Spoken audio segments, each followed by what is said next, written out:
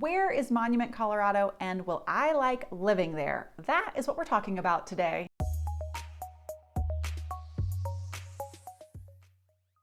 Hey everybody, I am Alyson Wahl with Live South Denver, your real estate strategist and realtor for the South Denver area. Monument, Colorado. It kind of looks like it's nowhere near Denver if you look on a map, but looks are a little bit deceiving. It lies in El Paso County, just north of Colorado Springs, and you may be surprised to know that people commute from Monument into Denver on a regular basis. Here's the geography moving from South Denver toward Monument. We start at Castle Rock, we go to Larkspur, then we have Palmer Lake and the Woodmore area, and then you're in Monument.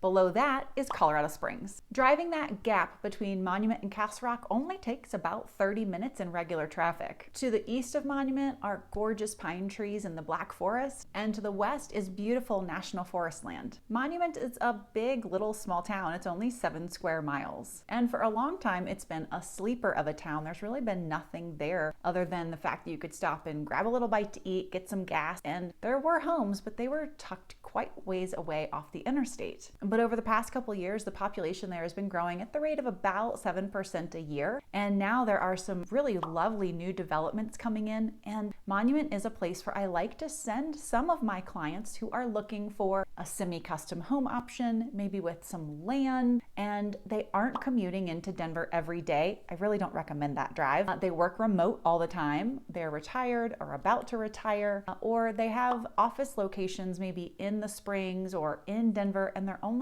commuting part of the time. You get a lot of home, land, and scenery for your money in Monument, including some new construction options.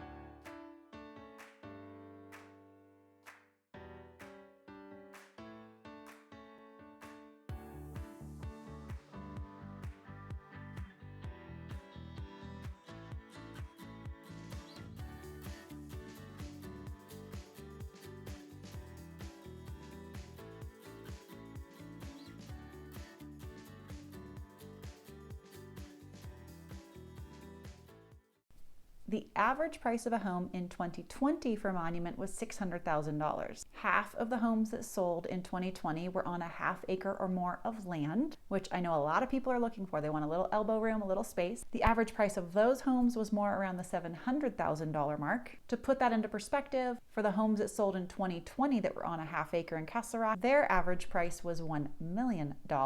And the average price of homes on a half acre or more in Colorado Springs last year was $800,000. So you are definitely getting more home for your money on the land in Monument. Monument has its own school district, the Lewis Palmer School District. You can check them out on schooldigger.com and greatschools.org. So here's the big question. Would I like living in Monument? Well, here's what it has going for it as a town. Monument is part of the Tri-Lakes region. That refers to Lake Woodmore, Monument Lake, and Palmer Lake. These are all in close proximity to one another, and that's why they call it the Tri-Lakes area. With the National Forest on one side, the Black Forest on the other, all of the lakes, the small town feel with a great downtown that has some art shops, little restaurants, small businesses that are owned by local folks. There's just a really great vibe, both that's small and local, as well as all the nature and that feel of Colorado that people move here for. It used to be that Monument really only had mom and pop shops outside of the gas station and maybe a Village Inn. I don't even think the Village Inn is there anymore, but the shopping and retail has changed. There really are a lot of options. A Walmart has come in, a Cabela's has come in, some great restaurants, chain and otherwise, have come in. There's grocery stores, just a lot more options as population growth has happened. As we talked about in the early part of the video, the commute to Castle Rock is only about 30 minutes. To get all the way to the tech center or closer to downtown, you're going to be pushing 45 minutes or more. However, that commute is also something that you can have when you're just in the Denver metro area. So that is why there are people who live in Monument and still commute up to the Denver area, because they get so much more lifestyle for their money. That 45-minute-ish drive to downtown also means you're close enough for events. You can get there for concerts, sporting events, meeting friends for dinner, drinks, that kind of thing as well. And I don't want to slight all that Colorado Springs has to offer. Monument is just 10 minutes away from getting into Colorado Springs and probably about 20 minutes from getting to their downtown core. But they have great food, lots of shopping, access to beautiful hiking trails trails, you've got the red rocks. So really it puts you close to two different areas that offer a lot of amenities. Another thing about Monument is that its elevation is about 7,300 feet above sea level. Now, for some people, that may mean the elevation is too high. There are reasons people can't always live well at elevation, but that also means that summer times are cooler up there. We will often hear folks from Colorado Springs or Monument say they're going down to Denver. Well, directionally, we're north. What they mean is they're coming down in elevation. Being at 7,300 feet will feel great when it's 95 or 99 in the summer. We do get those really hot days here. But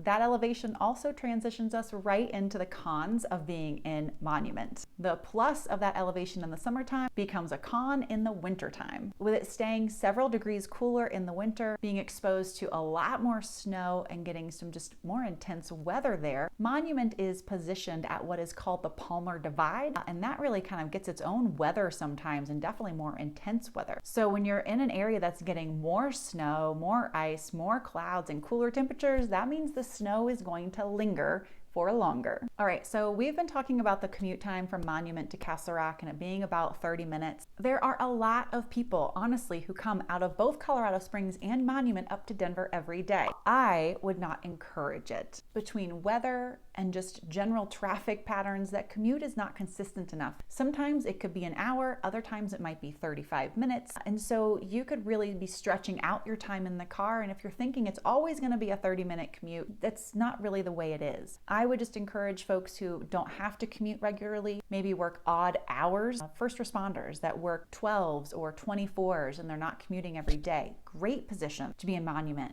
Folks who aren't going to be doing it for very long, putting in the 2 years of a commute because you're investing in that house as retirement, and some of the other things that we talked about a little earlier.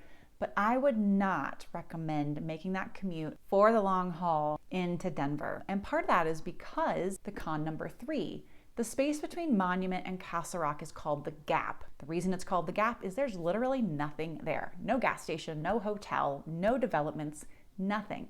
It will not stay that way for long. And so as more communities come and people fill in, the traffic will increase between Monument and Castle Rock and Denver. That's gonna be decades out before all of that happens, but there's not a place to stop and pull over if the snow really gets serious. There's just nothing for you in what's the Gap. Truly is nothing there. All right, downside number 4, homes in Monument often need updating. If you don't buy a new construction home, I find that when my clients are looking down in the Monument area, they love the space, they love the footprint, they love the land and the trees, but they realize they probably want to come in and do a major overhaul on the home interior. That costs a lot of money. So you're just needing to factor that into choosing a home in that area. It's not really uncommon here in the Denver market either. People often do want to put their personal touch on a home, but the homes in Monument are a little older, lots of wood tones, sometimes those yellow oaky tones that people want to change up, and it can add up to do.